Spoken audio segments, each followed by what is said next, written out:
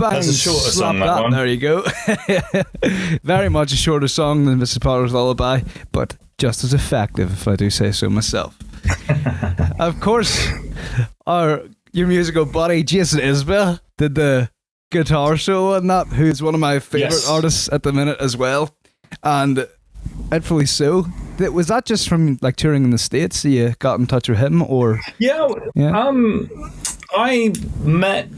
I first played with Jason in like 2014, I want to say it was, maybe earlier than that. I can't really remember. It was we crossed paths, but we have like a mountain of mutual friends. There's a big kind of Tennessee kind of country punk scene, bands like Lucero and people like Corey Brannon, and Jason is tight with all of that lot, and so am I. So we sort of sought each other out to say hello. And back at that point in time, he'd just released Southeastern, which is a magisterial album, and I was a big fan of that. So, we hung out that day and just sort of stayed in touch. And then, we've toured together in the States twice now, which has always been great. And he's just, he's a diamond of human. I mean, he's phenomenally talented. He's an incredible songwriter, and he's a really lovely and humble guy. I mean, he is kind of insanely famous these days. He texted me the other day from the set of a Martin Scorsese film. I was just like, what? So he's a lovely guy. But the other thing about Jason is that he can shred. He can seriously shred, and he doesn't really do very much of that in his shows or on his records because it's not quite the kind of music he plays. But he grew up as a shredder, and I gave him a shout because I needed a guitar solo for that song, or there was an opportunity to have a guest guitar solo spot, and I thought, well, it's got to be Jason, really. And what's so lovely about him is that he still is a completely independent house as far as his music goes. He released his own records and all this kind of thing.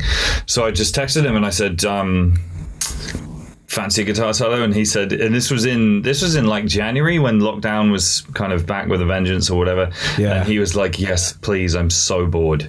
So I sent him the track and just said, and he said, what creative direction do you have for me? And I just replied, rock my face. And he sent back the solo as it stands. So he takes direction well as well. Legendary. Like, what a man. And the kind of element of those artists you were talking about, that kind of scene, because I suppose his stuff is kind of more country Americana, but he's got that history, from drive-by truckers and stuff of just being a beast, and I've very much appreciated those kind of artists that can do a bit of everything. Yeah, totally.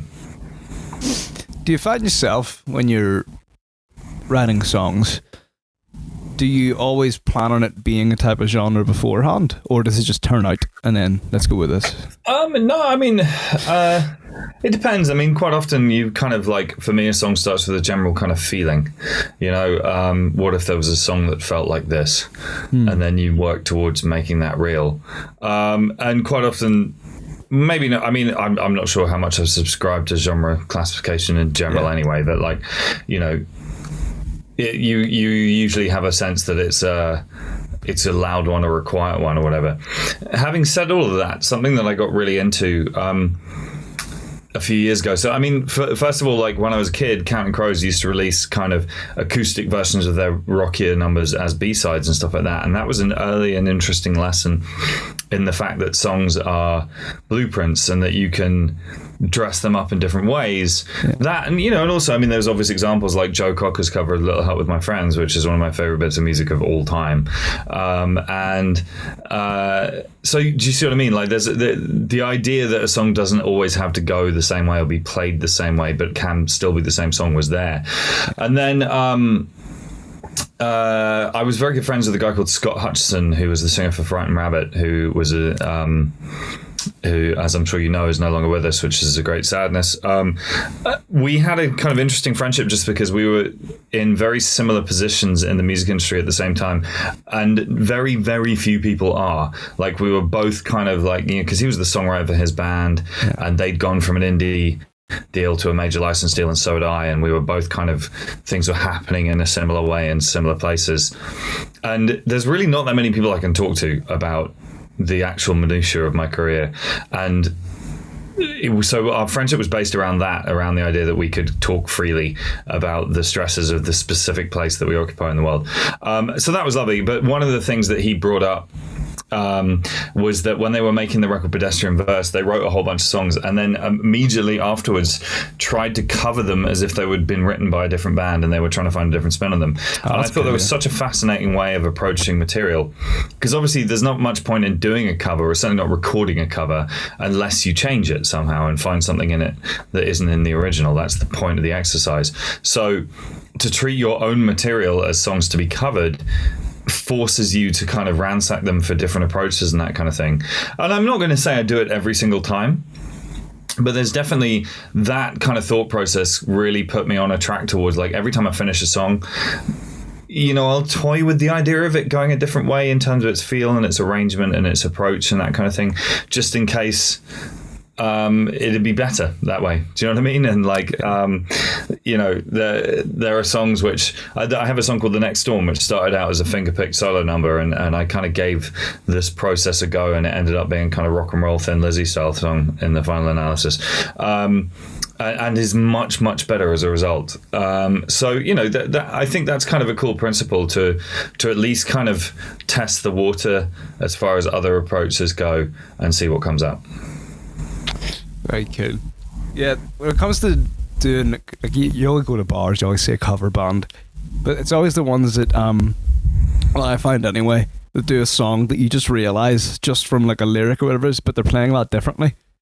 Yeah, they're always the ones that are kind of like, okay, I see what you're doing there.